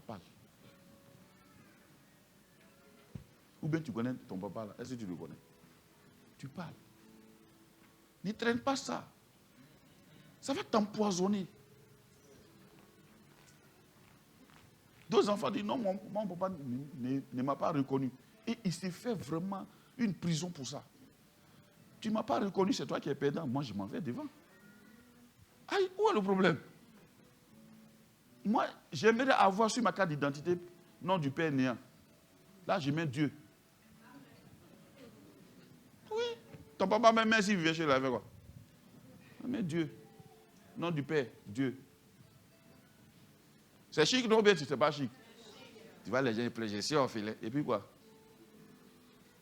Ça ne veut rien dire, ça. Il y a des blessures inutiles. Libère ton cœur de ça. Il y a des fausses blessures.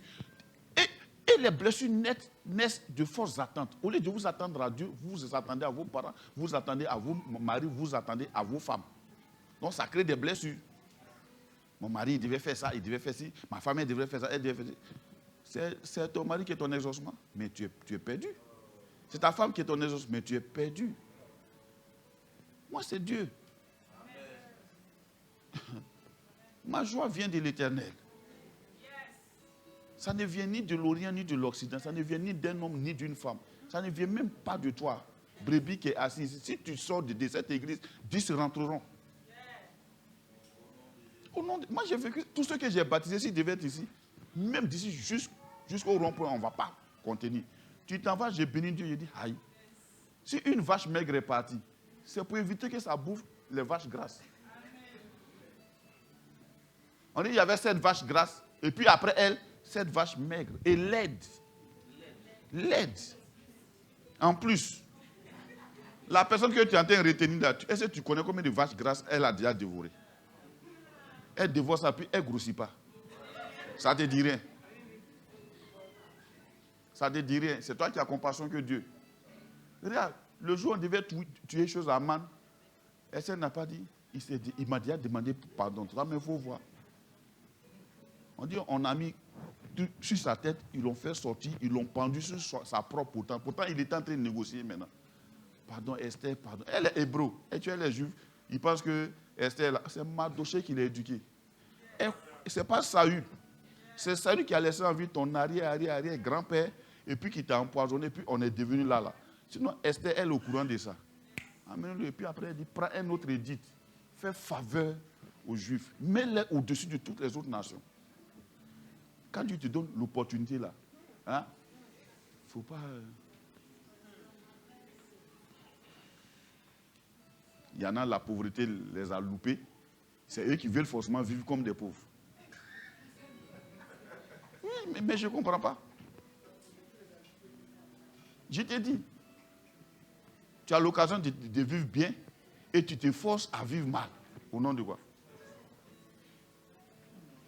Aïe, Aman, on tue ça. Aman, on tue ça. On se comprend? Donc, il ne faut pas commettre l'iniquité dans ton cœur. Penser, ça dit penser. Est-ce que vous comprenez ce dont la Bible parle même? Ça dit attribuer des pensées aux gens. Vous voyez un peu, non? Moi, j'ai un problème avec les chrétiens. Ils veulent faire de moi hypocrite. Et je leur dis pardon, ne me changez pas. Moi, je ne peux pas changer. C'est quoi? Sois libre là, vis bien. Psaume 66, Matthieu 21, 22. Matthieu 21, 22. Oui. Tout ce que vous demanderez avec foi. Tout ce que vous demanderez avec foi. Par la prière. Par la prière. Vous le recevrez. Vous le recevrez. Donc, deuxième condition, il faut prier avec foi. La foi, c'est quoi? C'est croire que quand tu as demandé là, Dieu a accordé. C'est tout.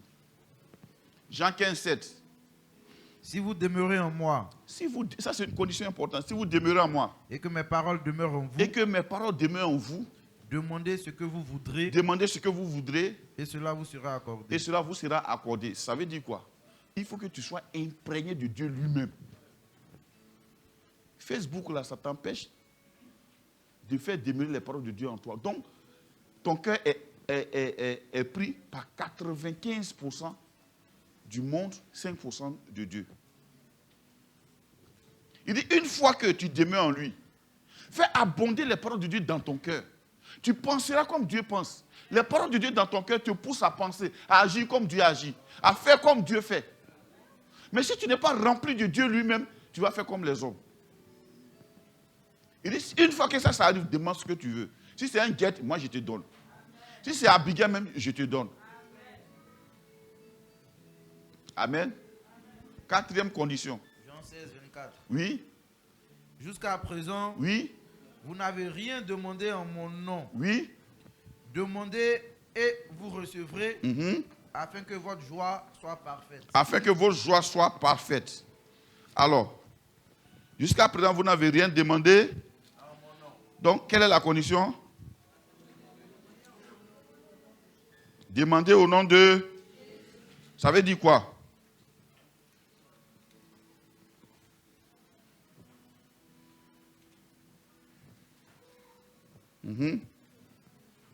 Ah, ça, on nous a enseigné ça à l'école de dimanche avant. Hein.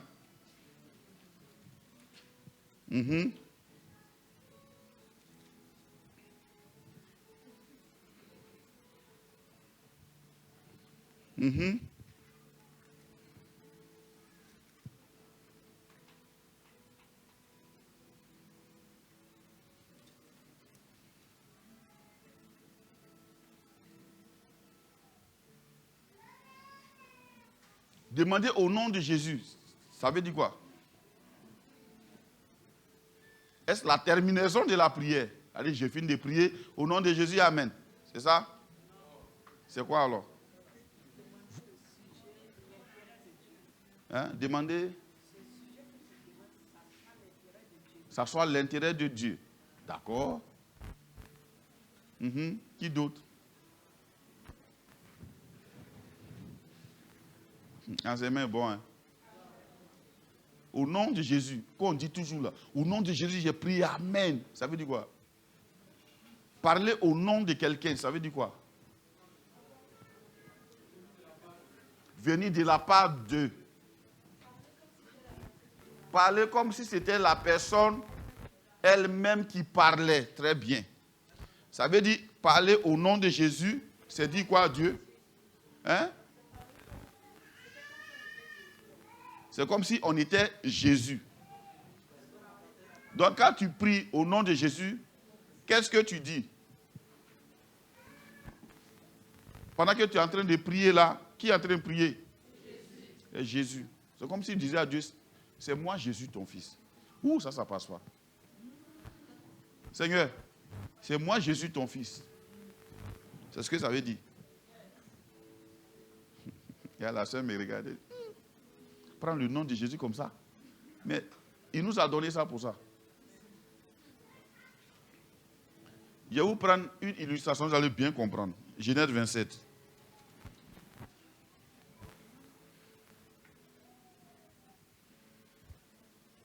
Genèse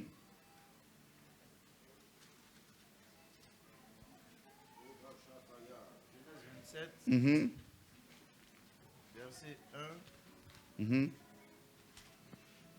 Isaac devenait vieux. Non, Genèse 27, verset 19.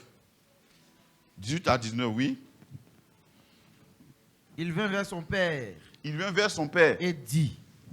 Bon, tu peux mettre le verset là maintenant sur le tableau. Il vient vers son père et dit. Mon père. Mon père. Et Isaac dit. Et Isaac dit. Me voici. Me voici. Qui es-tu, mon fils? Qui es-tu, mon fils? Jacob répondit à son père. Écoutez bien, Jacob répondit à son père. Je suis Ésaü. Je suis Ésaü. Ton fils est né. Ton fils est né.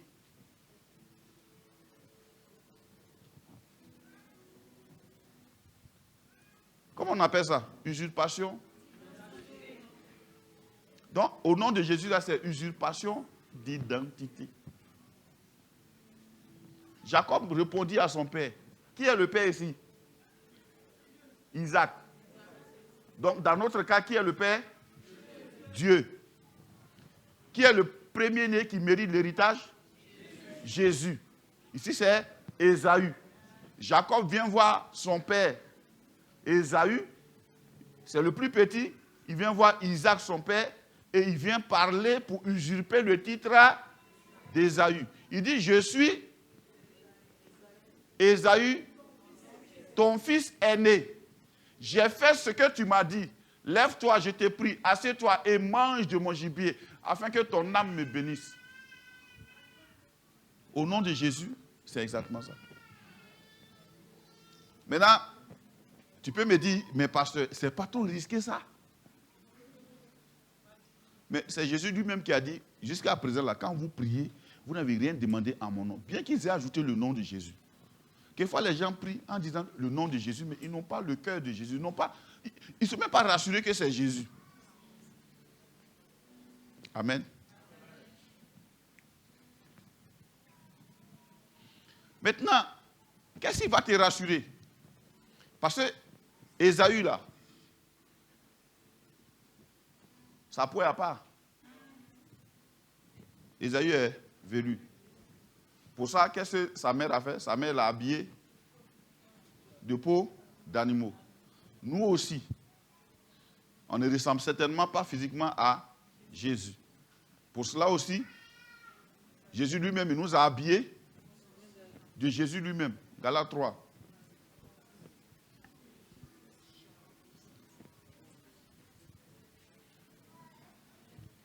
Galates 3, verset 27.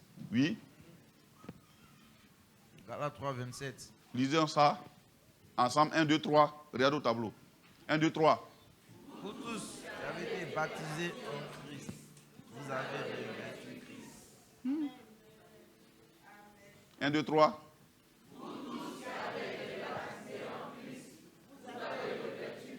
Donc quand tu vas parler au nom de Jésus, usurpation de titre, Dieu regarde, c'est qui il voit? Le baptême nous fait porter Christ. On n'a pas dit habit de Christ, hein? Ça dit c'est Jésus lui-même, comme une mascotte, on rentre dedans. Quoi.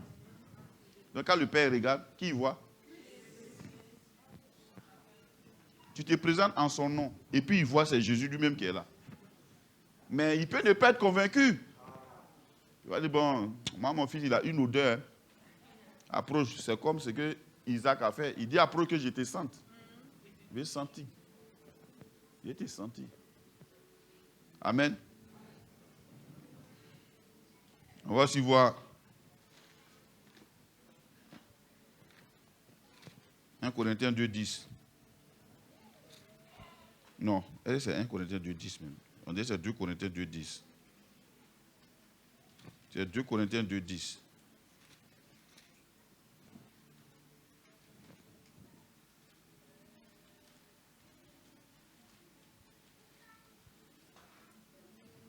Attendez. Hein.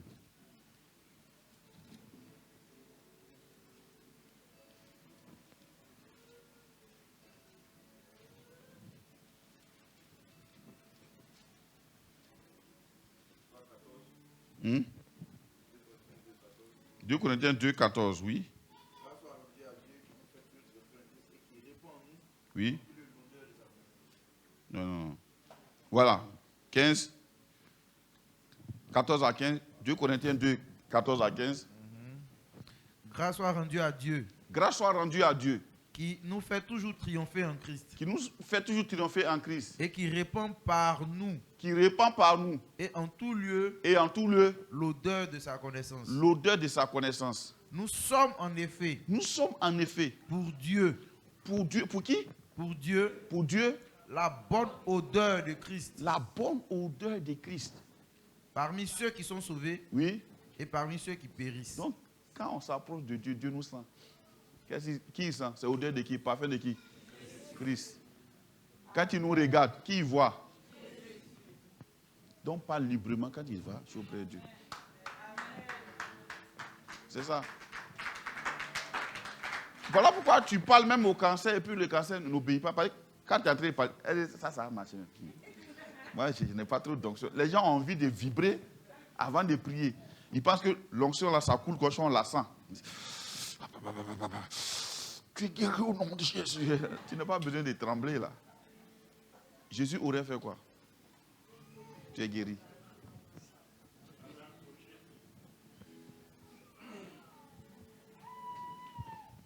Simple. Quelque chose se passe, il aurait fait comme ça, et puis le démon serait parti. Voilà pourquoi les gens, ils essaient de rendre compliquées les histoires de démonologie, comme si le démon est plus fort que Jésus. On dit Jésus s'est présenté.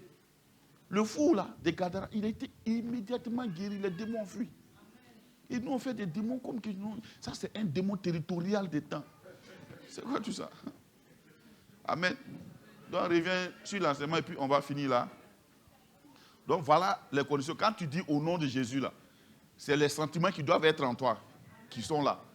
Tu représentes entièrement, pleinement Jésus. Amen.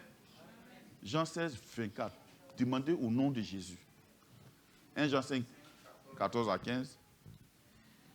Nous avons auprès de lui cette assurance. Oui. Que si nous demandons quelque chose selon sa volonté, oui. Il nous écoute. Oui. Et si nous savons qu'il nous écoute, oui.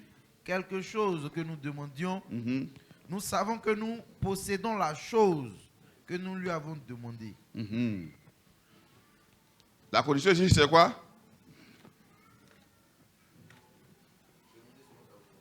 Demander selon sa volonté. Ça veut dire quoi?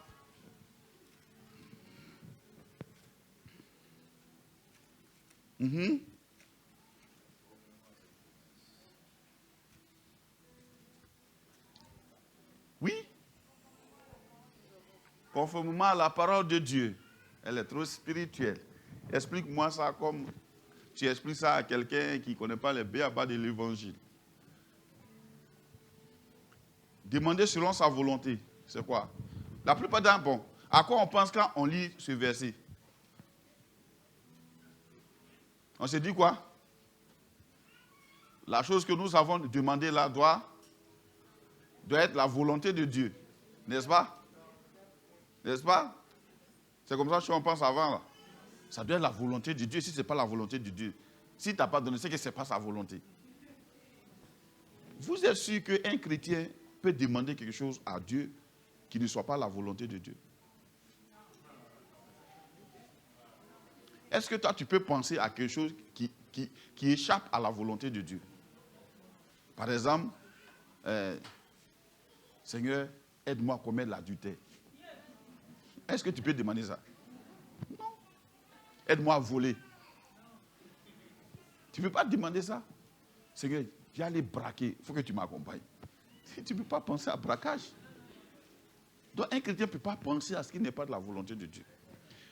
Mais quand il dit, nous avons auprès de Dieu cette assurance que si nous demandons quelque chose, selon sa volonté, reprenons le verset. Si nous demandons selon sa volonté quelque chose, si nous demandons selon sa volonté quelque chose, ce qui est mis en exergue ici, ce n'est pas la chose, mais c'est la manière de demander. Dieu sait comment ses enfants lui demandent. Si tu es son enfant, tu dois pouvoir lui demander comme son enfant lui demande. Exemple. Comment les enfants même ils demandent souvent le petit déjeuner? Ou bien comment ils vous demandent les choses?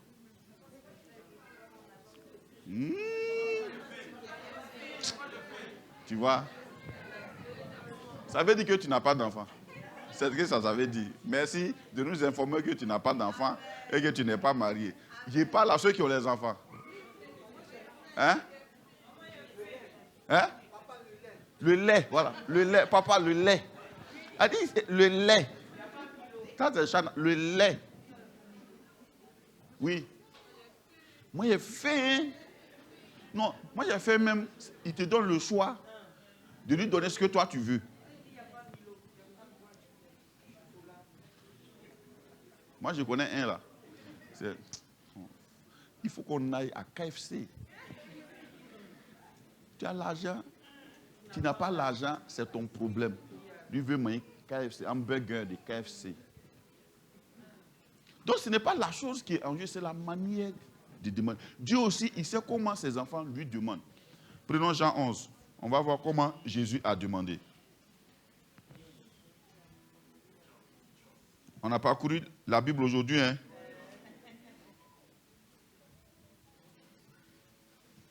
Jean 9, après verset 39.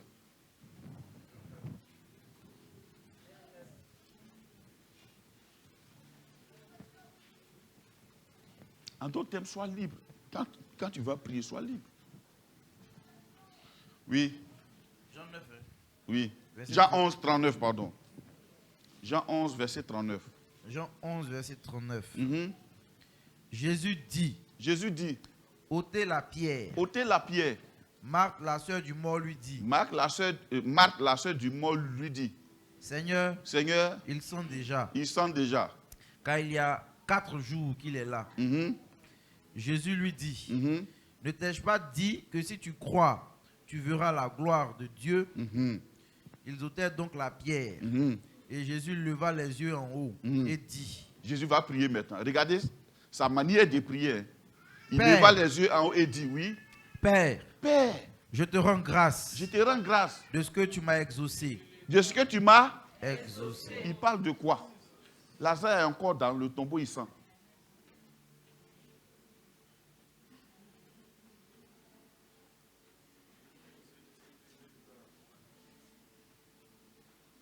Tu understand?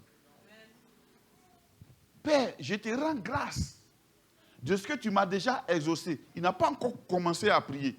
Lazare est dans le tombeau, il sent. Ils ont juste ôté la pierre. Et il remercie son père de ce que son père l'a déjà exaucé. Que penses-tu de Dieu? Est-il ce méchant homme qui est assis là-bas, qui refuse tout ce qu'on lui demande jusqu'à ce qu'on souffre et qu'il s'en réjouisse? Les chrétiens pensent que Dieu est maso. Il se réjouit quand ses enfants pleurent. Souvent on dit non, Dieu est lent. Frère, mais c'est comme ça. Non. Oh, tu viens d'arriver, Dieu est lent. C'est comme ça. Tu disais non, fortifie-toi, prends courage. On a des paroles vraiment religieuses comme ça. Fortifie-toi. Quand c'est lent, c'est que tu es dans la volonté de Dieu. Quand c'est difficile, c'est que c'est ça. Qui t'a dit ça? Je te rends grâce de ce que tu m'as déjà exaucé. La suite. Pour moi, je savais que tu m'exauces toujours. Regarde comment il parle. Pour moi, je savais que tu m'exauces toujours. Continue. Mais j'ai parlé à Mais j'ai cause parlé de la foule à cause de la foule. qui Donc, m'entoure. pour Dieu, il ne peut pas penser, admettre que son enfant peut penser que lui, il ne fait rien.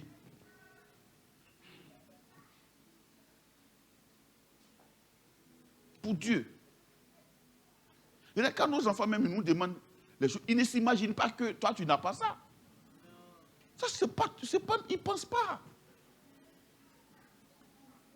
Ils ne s'imaginent même pas que tu n'as pas ça. Nous, quand on était petits, on ne s'imagine pas que les parents avaient faim. Pour moi, mon papa n'avait jamais faim.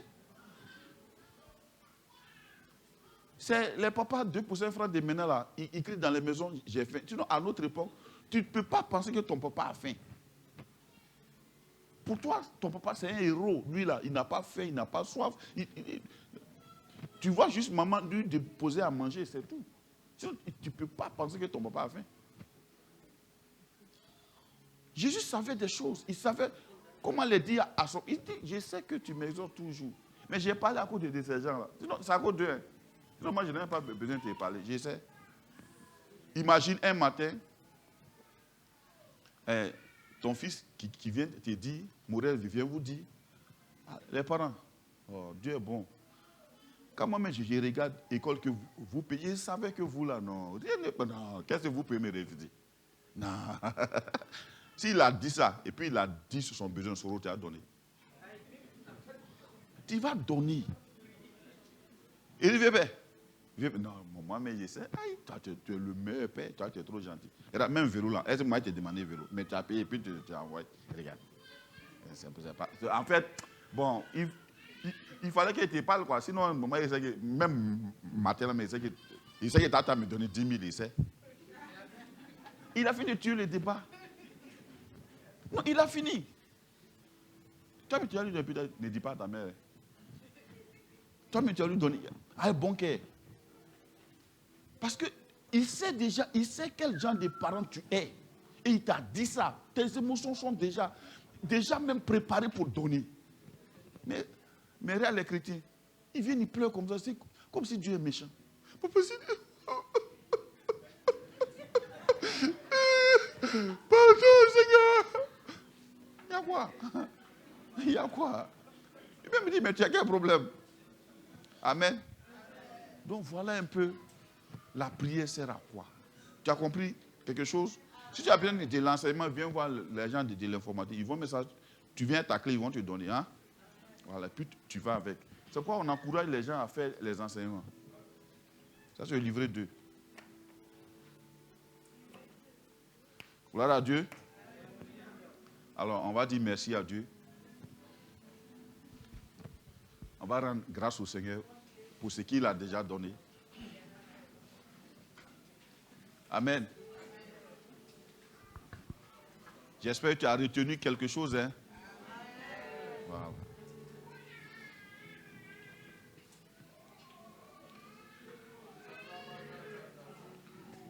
Seigneur, nous te bénissons. On va se tenir debout. Dieu nous a tellement visités ce matin par la louange et l'adoration. Donc, merci Saint-Esprit pour ta grâce. Aujourd'hui, nous avons partagé ces quelques versets. Non pas pour que ce soit un enseignement qui va rester dans les livres, mais pour que, Père, nous puissions le pratiquer. Tu es le bon Père, Seigneur. Qu'est-ce que nous pouvons te demander que tu ne nous donnes pas, Seigneur? Hier, tendre Père, nous n'étions même pas comptés au nombre de ceux qui pouvaient marcher avec fierté.